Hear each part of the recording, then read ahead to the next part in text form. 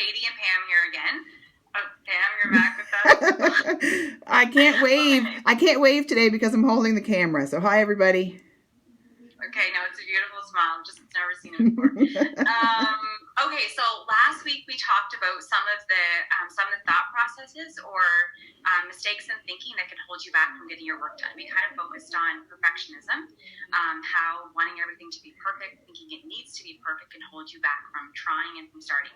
So today we're going to talk about different other ways of thinking that aren't helpful and also hold you back from reaching your full potential and getting the work done that you want to do. That's right. Right now we're just focusing on getting things done. So, what's blocking the motivation? So maybe it's not the perfectionism side of things, but there's definitely some other things that might be happening that blocking that. So one of the things we had talked about was I'm going to fail anyway, so what's the point? That kind of jumping to conclusions, that thought process that it's already not going to happen, so why am I putting the effort in? Yeah, it's like sometimes we give ourselves really horrible pep talks. We have work to do, so we sit down, and the thoughts that come to our mind are like, you're not very smart, you're not very good at math, it's never going to be good enough, what's the point of even trying? Right. And can you imagine if you're trying to do work and someone sat down beside you and they started talking to you that way? It's not good enough, it's not as good as Casey. In my mind, I was thinking, imagine a lot of cheerleaders cheering like that along the side. That would be like what a basketball game that would be to watch. So you're right, those thoughts. It's like, you suck, your work is never good. Right? Like, we're cheerleaders ever, but that's what we do to ourselves sometimes. We do. And so when we think that's one of the ways we go about doing that. And then we also sometimes talk about, it's never good enough. We get overwhelmed. It's too much to do. I can't do it, so I'm just doing none of it. And those are another thought process we end up going down. Yeah, that's right. We tend to overestimate how hard the task is going to be, and we underestimate our ability to do hard things or just to push through and get that work done. So that's what we want to focus on today is pay attention to how you talk to yourself. You're not necessarily telling yourself facts or things that are true. You're repeating to yourself things that you've gotten really good at. You've practiced saying those things to yourself, but a lot of times they're negative, unhelpful, and not even true. So let's look for the evidence. So yes. Pam, go ahead. I was just about to say we're gonna have to become detectives and search for evidence.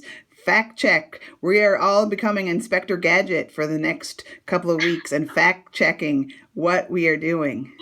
Did you just hear my kids watching that video? No. Is that what they're watching, Inspector Gadget? They just put on, yeah.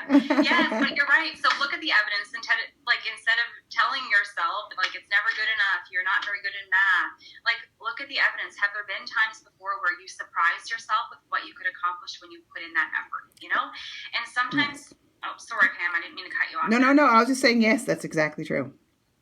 Well, sometimes it's scary. You feel like if you put in the effort, what if I try and I can't do it, then I'm going to feel like extra stupid or extra dumb, But if you don't try, you certainly won't get it done either. So you have to kind of, go ahead. No, I was going to say, and the evidence is going to tell us that if you think you're going to fail anyways, have you failed every time you've ever done anything? And if that's the case, you're failing a few things, are you putting the effort in? Is the amount of work you're putting in at night equal to the mark you're getting, or do you think that your effort's not in there? So that's where you have to look at, is the effort you're putting in equaling to the mark you're getting, for example?